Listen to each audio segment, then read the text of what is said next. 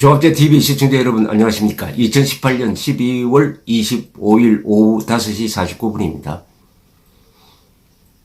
청와대가 세월호 민간인들에 대한, 세월호 유족들에 대한 기무사의 정보 수집을 사찰이라고 규정을 하고 문재인 대통령이 나서가지고 이것은 불법적 일탈 행위다. 묵과할 수 없다. 이렇게 수사의 가이드라인을 정해가지고 그 뒤에 수사기관이 이재수 당시 기무사 사령관을 조사하다가 구속영장을 청구를 했더니 판사가 구속 사유가 안 된다 해가지고 기각을 했는데 그래도 억울함을 참지 못한 이재수 전 사령관이 투신 자살을 했습니다. 그 사건의 변호를 맡았던 석동현 변호사는 이분이 지검장 출신인데, 검사장 출신인데, 지금 이 청와대가 민간인 사찰을 하고 있다 하는 폭로를 한 김태우 청와대 전 특별감찰반원의 변호인을 맡았습니다. 그래서 제가 칼날을 잡았던 사람이 이제는 칼자루를 잡고 청와대를 향해서 민간인 사찰을 했느냐 안 했느냐 한번 따져보자라고 겨누고 있는 모습이라고 설명을 했습니다. 석동현 변호사가 방금 메시지를 보내왔습니다. 아마 여러 기자들에게도 보낸 메시지로 보입니다. JTBC 뉴스 보도에 대한 입장을 이렇게 밝혔습니다. JTBC는 아시다시피 이 정권 들어서고 나서 KBS, MBC 이상으로 이 정권 편을 듭니다. 사실 편을 들어야 될 방송이 정권 편을 듭니다. 정권 편을 듭니다. 특히 문재인 대통령이 어느 방향으로 손가락을 가리키면 그 방향으로 왕창 몰려가서 선동을 합니다. 제일 좋은 예가 기무사의 통상적 업무인 계엄령 검토 문건을 마치 쿠데타 문건인 것처럼 몰아갔던 언론사가 JTBC입니다. 그러니까 이 JTBC가 이른바 이 청와대 사찰 의혹 사건에 대해서 공정한 보도를 할 것이라고 기대하는 것은 무리죠.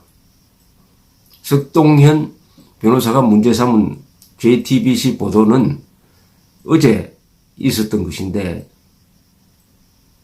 김태우 수사관이 지난해 7월 청와대 특감반에 근무할 때 박용호 당시 서울 창조경제혁신센터장 비위첩보를 수집한 것이 아니라 지난해 5월 24일 서울지검 범죄정보과에 근무할 당시 중소벤처기업부에 박 센터장 비위첩보 수집에 협조해달라는 내용의 공문을 보내고 관계자와 연락한 사실이 있었다고 보도하였음. 이렇게 석동현 변호사가 JTBC의 보도를 소개를 했습니다. 그래서 일단 JTBC가 어떤 보도를 했는지를 한번 들어보기로 하겠습니다. 한번 알아보기로 하겠습니다. 비위 의혹이 제기된 뒤 연일 청와대를 향한 폭로를 쏟아내고 있는 전 청와대 특감반원 김태우 씨가 또 다른 의혹을 제기했습니다.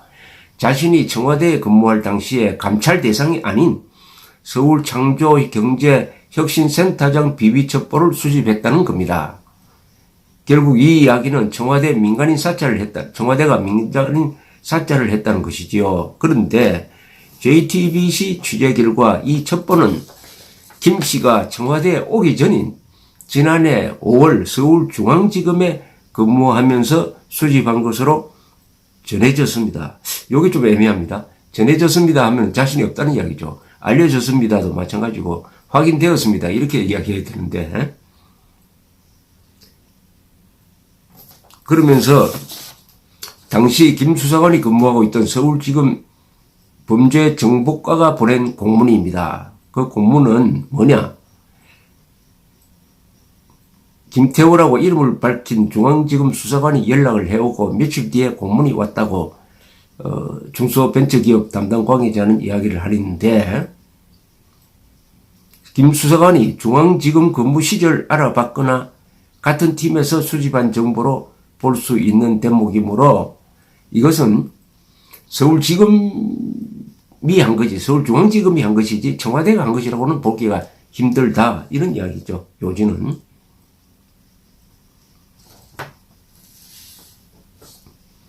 자유한국당도 김씨와 마찬가지로 서울창조경제혁신센터장 첩보 수집은 불법 민간인 사찰이라고 주장했습니다. 김 수사관도 이런 점을 모를 리 없는데 갑자기 청와대의 민간인 사찰 증거로 제시하고 있는 겁니다. 이렇게 이야기를 하면서 은근히 JTBC는 청와대 오기 전에 한 걸 가지고 청와대 와서 했다고 다른 말 한다, 이런 주장으로서 청와대에 유리한 입장을 취하고 있습니다. 그런데 석동인 변호사는 이렇게 반박을 했습니다.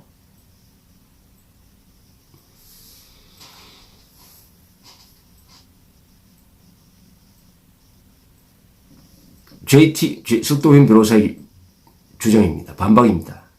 JTBC 보도와 같이 김 수사관이 5월에 동센터에 공문을 보내고 연락한 것은 사실임.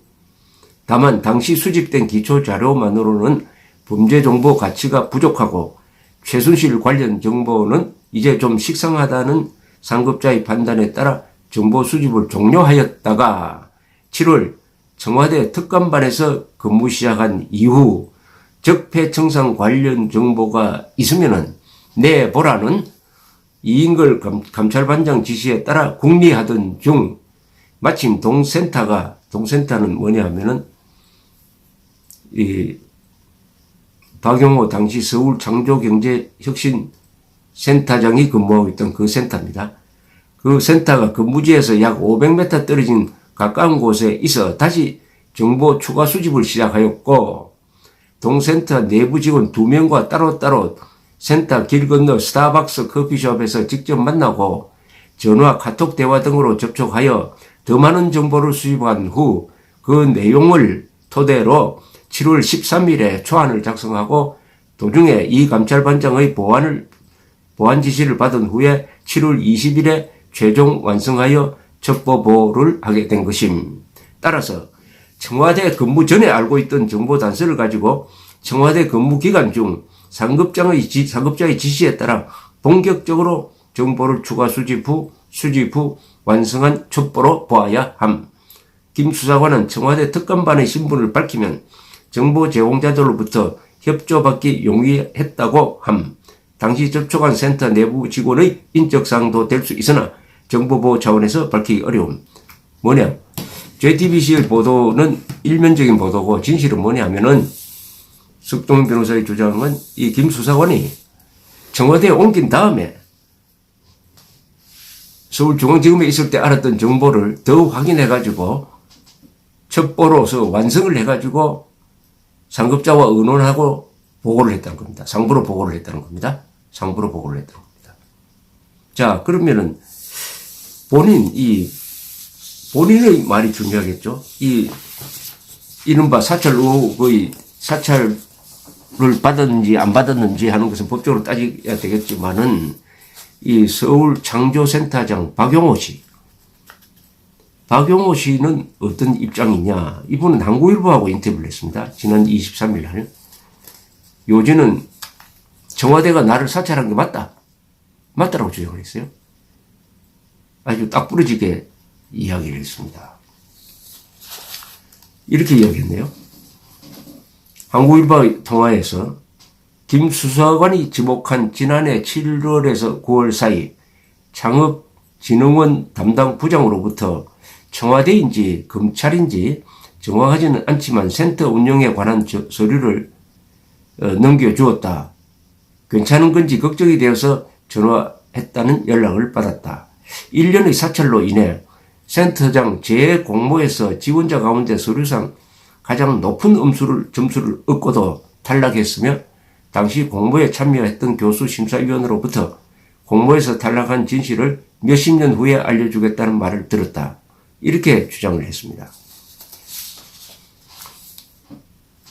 김태우 말이 맞다. 민간인 사찰은 분명히 있었고 유감이다. 불법이라고 확신한다. 이렇게 딱 잘라서 이야기를 했습니다. 이분은 아마 약점이 별로 없는 사람인 것 같아요. 기자가 사찰을 확신하는 이유가 뭔가 이렇게 물었더니 정확한 시점이 기억나지 않지만 지난해 7, 9월 사이 창업진흥원의 담당 부장에게서 전화를 받았다. 그 부장이 청와대인지 검찰인지 검찰에게 청와대인지 검찰에 센터 운영에 관한 서류를 넘겨주었다고. 이래도 되는 건지 걱정이 돼서 전화했다고 말하더라. 그때 사찰의 있음을 인지했다. 당시 청와대 안에서는 창조경제하면 박용호, 문화융성하면 차은택이었다. 차은택은 이미 날아갔으니 창조경제 날리려면 박용호를 날려야 한다고 생각했을 것이다. 센터장 재공모에서 탈락한 것도 사찰했다는 것으로 생각하나? 지난해 7월 말 임기 종료를 앞두고 센터장 연임을 위해 서류를 접수했다. 당시 심사위원들 중 민간위원들이 서류 점수는 내가 1등이지만 안 된다고 말했다. 중소벤처기업부에서 온 심사위원이 전 정부에서 일했던 나는 안 된다고 반대했다고 알려주었다. 한 교수위원은 지금은 안 되지만 진실을 몇십 년 뒤에 알려주겠다고 말했다. 정확하지는 않지만 당시 중기부 심사위원이 검찰 조사받고 있는 인물이기 때문에 저 사람을 뽑아서는 안 된다고 말했다는 이야기를 들었다. 기자가 당시에는 왜 침묵했나? 박용호 씨의 이야기는 당신은 불법인지 아닌지 확신하지 못했다. 기자가 또 이렇게 묻습니다. 그렇다면 김 수사관이 왜 사찰했다고 생각하나? 센터 내에 나를 반대하는 직원들이 2, 3명 있었던 것 같다. 내가 휴일도 없이 열심히 일하는 것에 대해 불만이 많은 직원들이었다. 그들이 내 연임을 막기 위해 김태우에게 비리로 제보한 것으로 짐작한다. 센터에는 정부 예산이 내려오는 만큼 횡령은 불가능했다. 정말 비리가 있었다면 고의든 실수든 내가 벌받겠다. 그 이후 검찰 조사를 받았나라는 질문에 전혀 없었다. 검찰 조사가 온다면 내가 얼마나 열심히 일했는지 증명하려고 할 작정이었다. 그러나 아무런 연락도 없었다. 최근 사태에 대해 어떻게 생각하나?